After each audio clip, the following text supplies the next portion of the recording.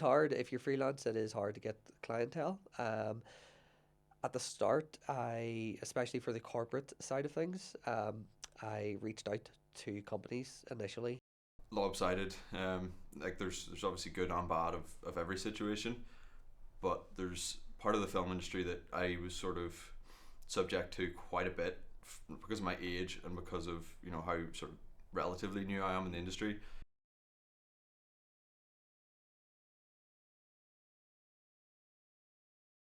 I'm Bran Walsh. I am a lecturer at the Belfast Met E3 Studios. I lecture on the commercial photography and videography course and also on the production film course. As well as lecturing, I also am a freelance cinematographer and colorist and work on corporate and narrative film projects. My name's Mark Gray. I'm a commercial videographer and drone operator in the Belfast metropolitan area. Working on recent projects like MZ It's for Everyone, which won the first place prize at the ESI Film Festival, which was a BAFTA accreditation award.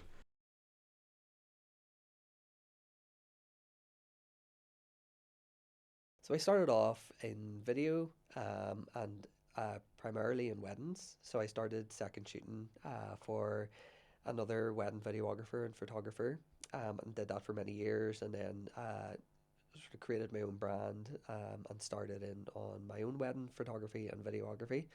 And then after doing weddings for a number of years, I started getting into corporate work. So working for small, medium-sized companies, creating promotional content and testimonials, interviews, things like that. It's sort of all started at COVID with most people. I was always destined for the military and sort of trying to do photography and stuff in that respect. And then in 2021, I was diagnosed with an illness, which then knocked that out. So that pushed me towards the Belfast Met, doing film and TV at Millfield, level 3.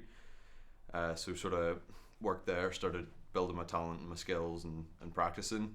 And then in my second year, more so than the first, I started going outside of the college and picking up my own clients and my own jobs and then doing that alongside the course.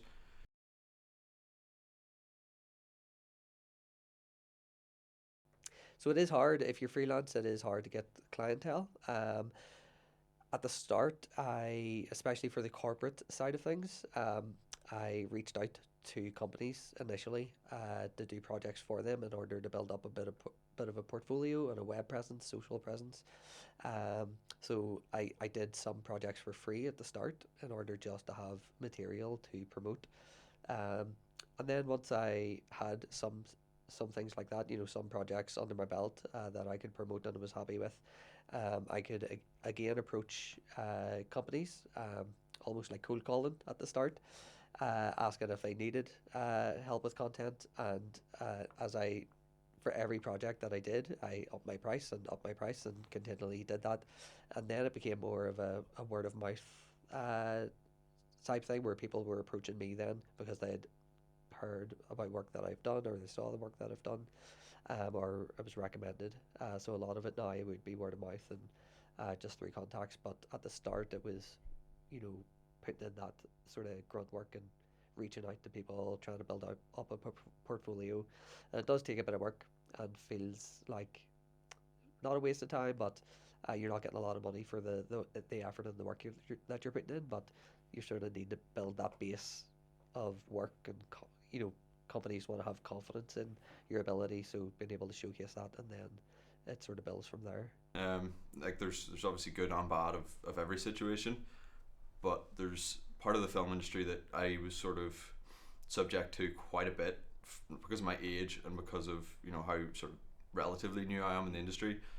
You'd get companies reaching out being like, "Oh, we'll let you work with X client for free to build your experience," when you don't really need that. Like scud work is good for the first year and a half, but when you start getting into acquiring your own clients and stuff, constantly having almost greedy production companies reaching out trying to get your services for free, like it can be a bit demeaning, but it is what it is, unfortunately.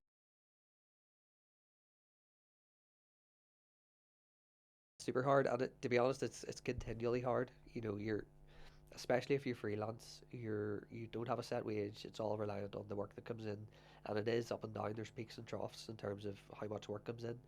Um, so there is that sort of constant thing in the back of your head about, will I have enough work next month, or in a couple of months' time.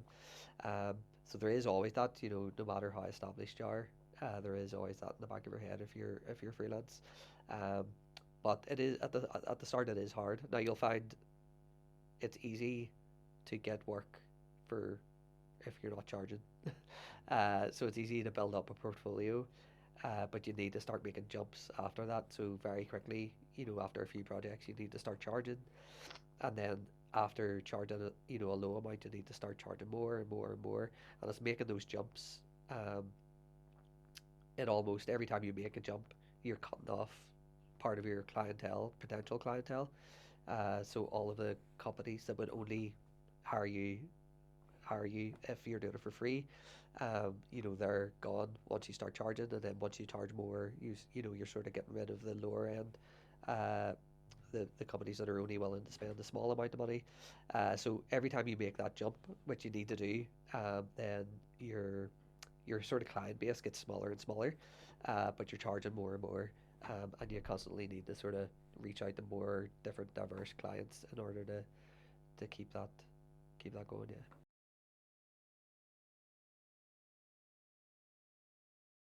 There's bits and pieces of all projects that you know do sort of just get integrated into other projects.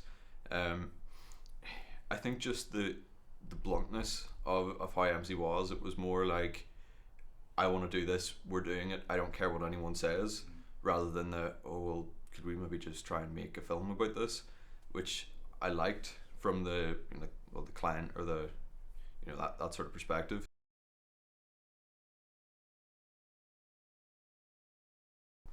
I don't know. It didn't feel real. Obviously, we'd entered the film, and on the 15th, like the shortlisted ones were sort of, they were opened up and we could see their trailers, and there were some that were already a part of like series and had six-figure budgets and stuff, and we're like, oh well, we're gonna lose out to these ones with the £100,000 production budget, but even to get shortlisted was sort of just seen as a huge accomplishment as you know the viewings went up, and the exposure of the film itself and the story went up.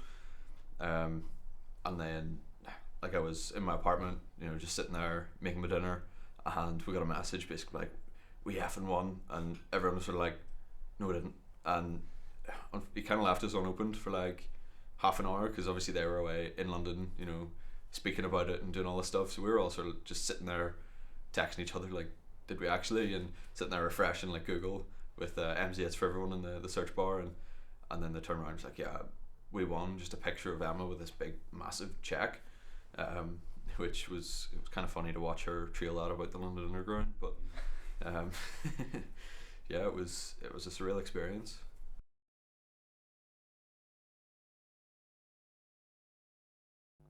Favorite bit of industry?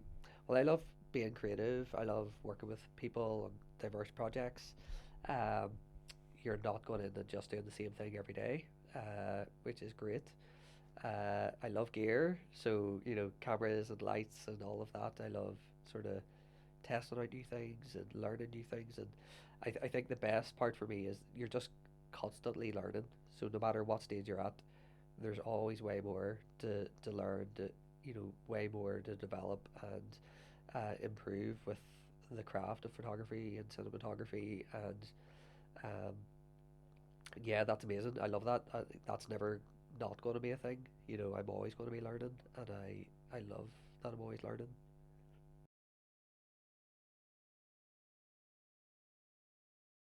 A lot of the technical stuff like camera settings and lighting setups and stuff like that, that can all be learned fairly quickly, and you can almost just know that without even having done it. A big part of succeeding, I suppose, in these industries is experience and just being on set, whether that's as a one-man band or as part of a crew, and just getting experience with different setups, creating different images and different products and different content, um, and just having the tools in your tool belt for different situations. So I think a big part of photography and cinematography is just problem solving, um, and the more experience you have, the more you can draw on your experience for problem solving in different scenarios. Um, and the other thing is just understanding that you're always learning, always seeking to learn more and more about the craft, never assuming that you have, you know, nailed it, that you've got there, because you won't have. Nobody has. You're all, you can always learn, you can always improve, you can always develop, and um, yeah. So just never assuming that you've sort of made it or you know everything. It's just, I suppose, having a bit of humility about your your skills and your ability, and um, yeah, just always looking to develop that. It really depends what aspect you want to go down. I was sort of the kid who picked up my phone and phoned everyone on Google, being like, "I'm a film student. Can I come see what you do?" And then you go once, and you sort of, "Oh, can I carry this? Can I do that?" And then eventually they'll start to go, "Oh, can you help me with this? Can you help me with that?" Once they see you're wanting to learn, and then sort of secondly, just if there's a project you're excited about, money doesn't matter. Like, you could go and shoot this project you really really hate for £1,000, but you'd be miserable and it wouldn't really benefit your career in any way, well, apart from the money.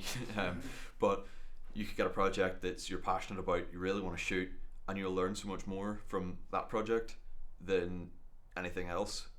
And then finally, like, equipment doesn't really matter. Obviously, if you're shooting it on like an Nokia brick, you're gonna be able to tell, but the story's still there. So shoot it on your phone if you have to. Don't worry about fancy lights and stuff like that. Buy yourself a £40 bounce from Amazon and just go and shoot. And then eventually you'll pick it up and you'll get to the point where you can get fancy lights and you can pick and choose your product.